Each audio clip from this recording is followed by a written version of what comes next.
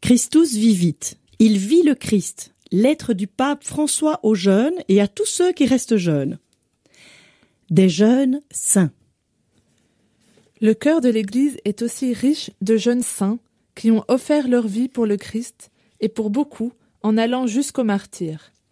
Ils ont été de précieux reflets du Christ jeune qui brille pour nous stimuler et pour nous sortir du sommeil. Le synode a souligné que beaucoup de jeunes saints ont fait resplendir les traits de l'âge juvénile dans toute leur beauté et ont été, à leur époque, de véritables prophètes du changement.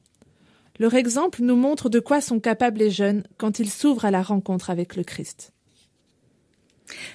À travers la sainteté des jeunes, l'Église peut relancer son ardeur spirituelle et sa vigueur apostolique. Le baume de la sainteté, engendré par la bonté de la vie de tant de jeunes, peut soigner les blessures de l'Église et du monde, en nous ramenant à la plénitude de l'amour à laquelle nous sommes appelés depuis toujours. Les jeunes saints nous poussent à revenir à notre premier amour. Il y a des saints qui n'ont pas connu l'âge adulte et qui nous ont laissé le témoignage d'une autre manière de vivre la jeunesse. Souvenons-nous au moins de certains d'entre eux, de différentes époques de l'histoire, qui ont vécu la sainteté chacun à sa manière. Au IIIe siècle, saint Sébastien était un jeune capitaine de la garde prétorienne. On racontait qu'il parlait du Christ partout et cherchait à convertir ses compagnons, jusqu'à ce qu'on lui demande de renoncer à sa foi. Comme il n'accepta pas, on fit pleuvoir sur lui une multitude de flèches, mais il survécut et continua à annoncer le Christ sans peur. En fin de compte, ils le flagellèrent à mort. Saint François d'Assise était très jeune et rempli de rêves. Il a écouté l'appel de Jésus à être pauvre, comme lui, et à restaurer l'Église par son témoignage. Il renonça à tout avec joie, et il est le saint de la fraternité universelle, le frère de tous, qui louait le Seigneur pour ses créatures. Il est mort en 1226. Sainte Jeanne d'Arc est née en 1412. C'était une jeune paysanne qui, malgré son jeune âge, a lutté pour défendre la France contre les envahisseurs.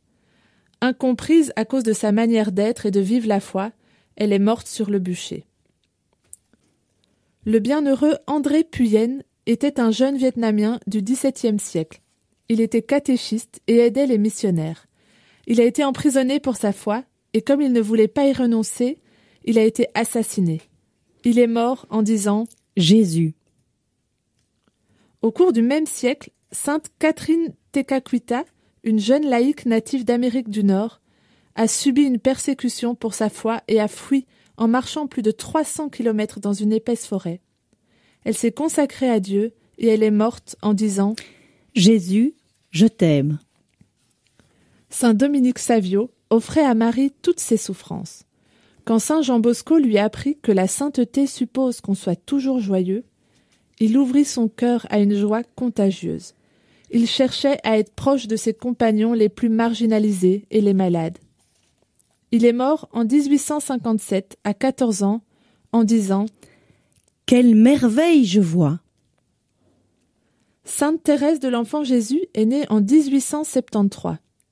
Elle parvint à entrer dans un couvent de carmélites à 15 ans, en traversant beaucoup de difficultés. Elle a vécu la petite voie de la confiance totale en l'amour du Seigneur et s'est proposé de nourrir par sa prière le feu de l'amour qui anime l'Église. Le bienheureux Seferino Namuncura était un jeune Argentin, fils d'un important chef de peuple autochtone. Il parvint à devenir séminariste salésien, brûlant du désir de retourner dans sa tribu pour conduire les gens à Jésus-Christ. Il est mort en 1905. Le bienheureux Isidore Bakanja était un laïc du Congo qui témoignait de sa foi. Il a été torturé longtemps pour avoir proposé le christianisme à d'autres jeunes. Il est mort en 1909 en pardonnant à son bourreau. Le bienheureux Pier Giorgio Frassati, mort en 1925, était un jeune d'une joie contagieuse, une joie qui dépassait les nombreuses difficultés de sa vie.